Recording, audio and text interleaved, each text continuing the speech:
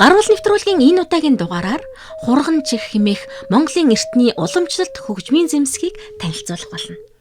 2015 онд Архангай аймгийн Өндөр Улаан сумын нутгаас нэгэн эртний хөгжмийн зэмсэг олдсон нь бидний өдий хүртэл үзэж таниагүй цоо шин хөгжим байв. Мартагдсан энэ хөгжмийн зэмсгийг эргэн хэрэглэж өв соёлоон сэргээх ажлыг судлаачид хийж байна. Хурган чих буюу хоньны толгойн хэлбэртэй энэ олдврыг тэд улам боловсронгуй болгож хүүхэд багчуудаа зааж сургаж байгааг Баян-Онгор аймгийн Тэмүүчин хүүхдийн театраас хүргэж байна. Үлэхтэй түү гэд үлдэн штэ тий. Түү гэд. Яг зөв. Хамгийн гол нь тий зөөлхөө үлээхэд над чинь айгүй гой дуурна. Гараа чангалж болохгүй. За дарж байгаа нүхэн дээр ийм завсар гаргаж болохгүй. Тэгжиж өнгөнүүд нь маш зөв гой дуурах хэвээр.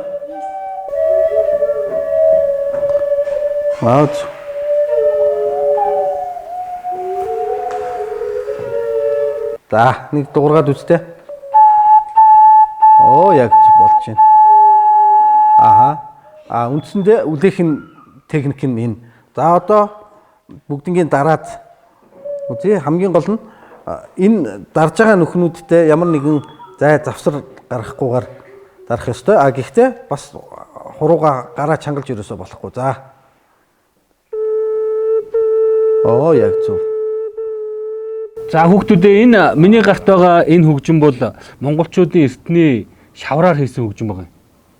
Хурган чих гэж нэрлэж байгаа одоо энэ цаг үед бол. Энэ бол бас их ховор хөгжим байгаа. Монголын хаад язгууртнууд эрт үед хааны ордонд олон хөгжимчөнтэй байсан.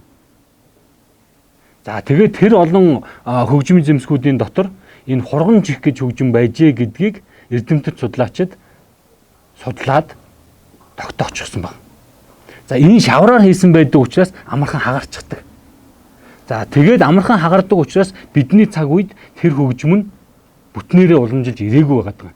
Ингээд ирэхгүй хагараад байхгүй болчоор бид яах вэ гэхээр Монгол бидний өвөг дээдэс Монголын хаад язгууртнууд эртдээ ордондоо ийм шавар бишгүүр юм уу хурган чих гэдэг ийм хөгжимтэй байжээ гэдгийг нь мэдэхгүй болчихж байгаа. Та бүхэн энэ хөгжмийг тоглож сураад юу хийх вэ гэхээр хөдөө мал дээр ээж аав юм уу эмээ өвөө дээрээ очиод мал төлөх үеэр хэрвээ хургааг олдсон хонь байж ивэл энийг очиод тоглож үзээрэй. За тэгэнгүүт нөгөө хургааг олдсон хончин энийг тоглохоор хурган чих гэдэг энэ хөгжмийг тоглохоор хургаа авнаа. Хаврын цагт мал тамир тэнхээ муутай төлөлсөн бол ядарсандаа төлөөн төвөгшөөж хөхүүлэхгүй байх тохиолдол олонтой гарна. Мөн хонь хургасны дараа хургийг ихээр нь долоолгоогүй. Хурганы биед өөр ямар нэгэн онцгой үнэр шингээснээс болж хургаан голдог. Энэ үед хоньыг тойглож, хурганд нь дасхан хөхийг нь хөхүүлэхийг хурга ахуулах зан үйл гэнэ.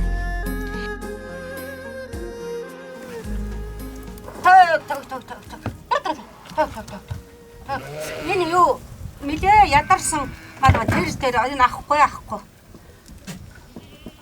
Энэ суугийн ингээд саагаад энэ уургийн дээр ингээд түрхээд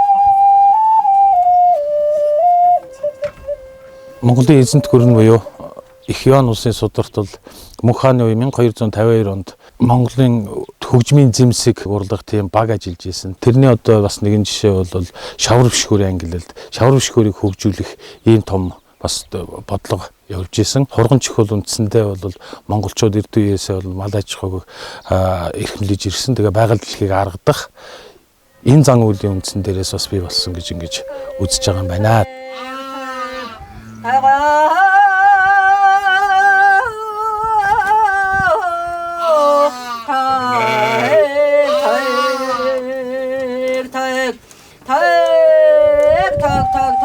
Хоргон одоо хичээ өөрөө өгч шүү дээ. Түр өгөхгүй.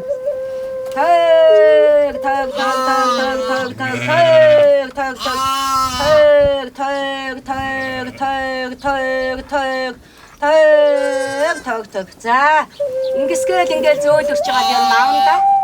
Өдөржингөө ингээд хоёулангийн байлгах тэгэхээр энэ ам нь хөдөө юм сонсож байна тэр. Чигчээд байхгүй болчихж байгаа. За нэг ингээд давдаг юм да. Хөхөө давлаа шүү. Тэг ер нь ямар ч юм тийхэл за тэр ингээд урган нэм хөөрхөө өгч идэв. Сүүлэн годогнуудаар хөхөн шүү дээ. Тэр нодорч байна. Нодорч аваад мөмөж байна. Тэр хэцэхгүй ингээ мөмөлчж байгаа. Энд чи ингээд одоо хүлэн зөвшөөрч байна гэсэн үг. За тийм байна. Энэхүү зан үлийг эрт үед шавар бишгүүр буюу одоогийн хурган чих хөгжмөөр үйлддэг байжээ гэсэн таамгийг судлаачид төвшүүлжээ. Хурган чих хөгжмийн аяг шиг мол амтныг уяраа чайлуулахын зэрэгцээ тэнгэр газрыг ч аргадах увдстай гин. Энэ хөгжмөний одоо юу дуу тембрийн хувьд гэх юм бол маш тийм уянгалаг өтгөн одоо хинч сонссон ингээд чихэнд нийтдээ таалагдахаар ийм сайхан аялгаутай хөгжим байгаамаа. Яг 6хан нүхтэй яг ингэж лимп шиг үлдээдэг ийм хөгжим байсан. Сүүлийн үед одоо юу гэдэг нь боловсронгуй тоглоход хүүхдэд зориулж тоглоход арай боловсронгуй болгоод одоо нүхнүүдийг нь яг энэ тоглож байгаа одоо амбарчуур гэж ярьдаг. Яг энэ үлдээдэг хэсгийг нь ингэж арай өөрчилж, арай боловсронгуй болгож хийсэн.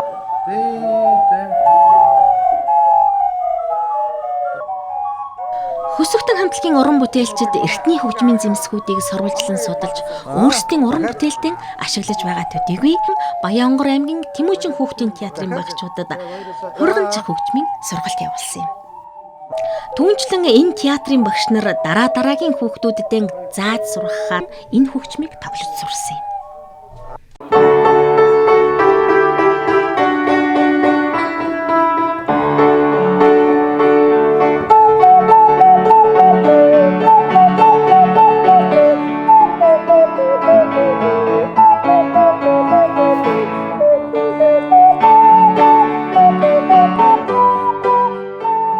Энэ хөгжмийг бас Тэмүүжин театрын хөгжмийн составт үргэлжлүүлэн оруулах нь их зүйтэй юм байна гэсэн саналыг багш нартаа тавьсан.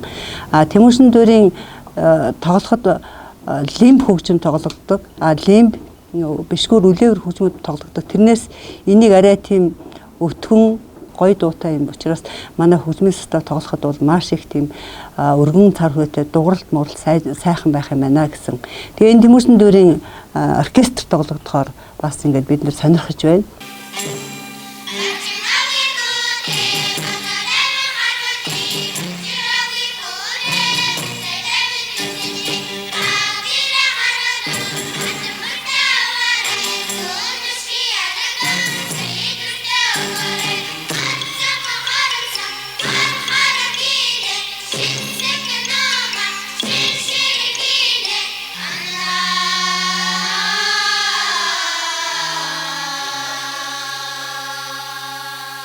Энэ хурган чих гэдэг хөгжмийг сонссонгууд дэрээ яг ямархуу төрөл ямар хэлбэртэй болохыг бодоо байсан. Өнөөдөр энэ хөгжмийн тоглоход бишгүүр тоглож байгаа юм шиг санагдсан боловч жаахан хэцүү тэгснээ 8 төвчлөртэй гоё санагцсан надад. Би энэ хөгжмийг урд нь юусоо харж байгаагүй. Амар сонин хурганы толгой шиг юм. Яг бишгүүр шиг санагдсан. Би баг сургуульд байхдаа бишгүүр тоглож сурж байсан. Бишгүүр чи арай урттай байдаг, хурган чих нь арай өргөн. Тэгсээр богинохон болохоор жоохон төвөгтэй санагцсан. Энэ хурган чих гэх хөгжмийг хөдөө өвөө эмээ дээр очиж тоглохыг хүсэж байна. Тэгээ манай эмээ дандаа хурган авахгүйхтаа нэг дуудуулаад би яад хойг гэд Тэгээд яг тэрийг ингээд аялахаар эмийг амар аман сангадаг. Яг энийг гээд очиад тогломоор юм билээ.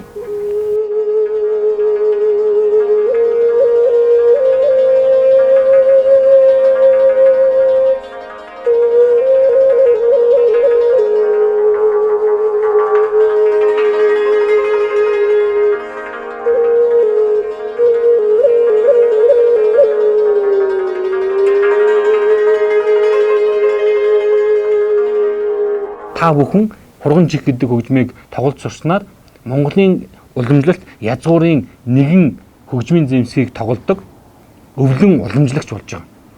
Эний чинь өнөөдөр хүн болгон тоглож чадахгүй байгаа. Зарим хүмүүс огт мэдэхгүй байгаа.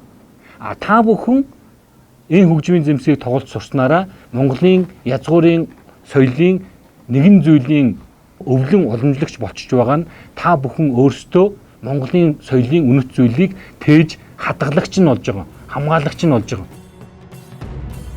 Монгол гэдэг нэр, Монгол гэдэг үндэстнийг үн өмнөхөд үлдээхэд өв соёлын олон үнэт зүйлсүүд тусалдаг гэдгийг бид ойлголоо. Хэдийгээр нийгэм цаг үеийн нухчаанд соёлын олон зүйлс бүдгэрч, устдаж үгүй болдогч хурган чих шиг судалгааны шинэ холдоврууд цаг ямагт бидэнтэй зэрэгцэн төрж, эртний уламжлалын нандин өв өнөөдөрч дэлгэгдэж байдаг. Дуусшгүй ариван өвийн далайгаар дараагийн дугаарт дахин айлцгаая.